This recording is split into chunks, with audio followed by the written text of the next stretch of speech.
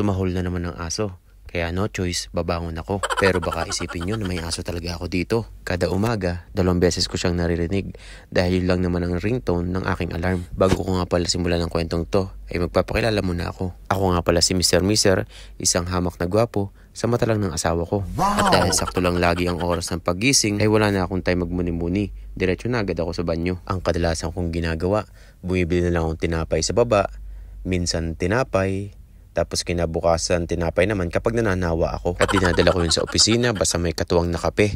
Katalo na. Minsan kasi sa dami na ng ginagawa, wala talagang time magluto.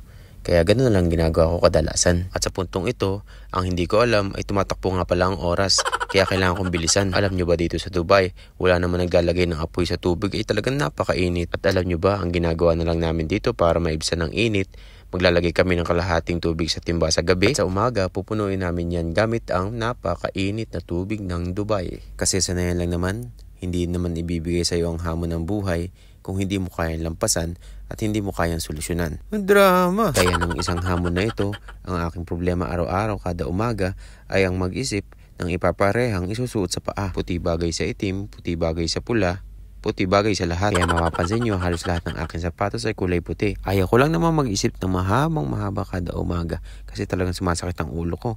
Late na nga, tapos pag-iisipin ka pa. At para sa kaalaman nyo, hindi lang yun yung problema ko. Isa pa tong mahabang buhok ko. Yung hindi mo alam kung saan bang direksyon, kaliwa ba o kanan. Kaya ang magandang sabihin, bahala na. At ang mortal kong kaaway sa umaga, yung late ka na, tapos yung pinto, hindi mo alam kung maglalak pa. Kaya ayun, hila lang ng hila.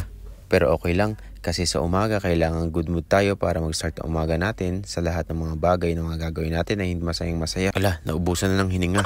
Ayan na, late na naman si tropa. Ito lang naman talaga ang routine ko sa umaga. Ang tumakbo, magkabol ng oras, at wala nang iba. Bakit ba hindi tumatak sa isip ko na dapat gumising ng maaga kasi traffic pa? Siguro gano'n na talaga kapag nakasanayan mo na. Gaya ng pagmamahal, masakit, pero kapag nakasanayan mo na, okay na. Ala, ay si Kuya nagdrama. Ayan, sa wakas, sa hinahaba-haba ng preparasyon, tutungo na tayo kung saan talaga tayo papunta. Kasi kung napanood nyo yung last video ko, pauwi, syempre may papunta. Papasok pala ng trabaho. Kasi, syempre araw-araw naman ako nagtatrabaho. Napakasipag kaya nito. Meron nga pala ako laging kasabay sa umaga, ang aking kaibigang Indiano. Ay nakakatuwa naman kasi napapakisapan ko na sa halip na ako mag-video, ay siya ang mag-video. Kasi sabi ko nga, hindi naman ako pwede mag-drive. Tapos magkahawak pa ng telepono, ay hindi ko alam kung saan tayo pupulutin ito. Ito nga pala ang mga sikat na building dito.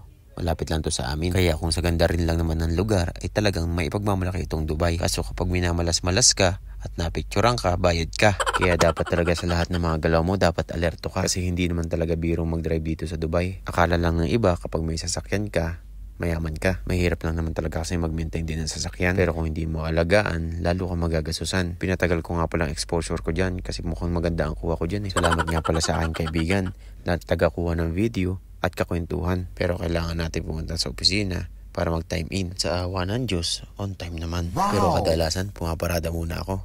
Kasi sa loob ng opisina, sinecheck ko kung may mga dokumentong para sa akin. At sa wakas, sa haba-haba ng biyahe, nandito naman ako sa opisina.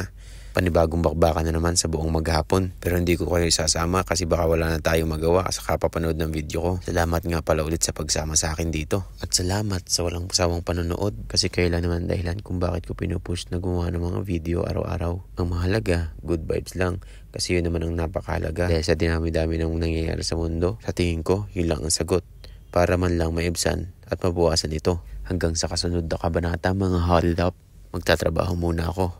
See you. Phew.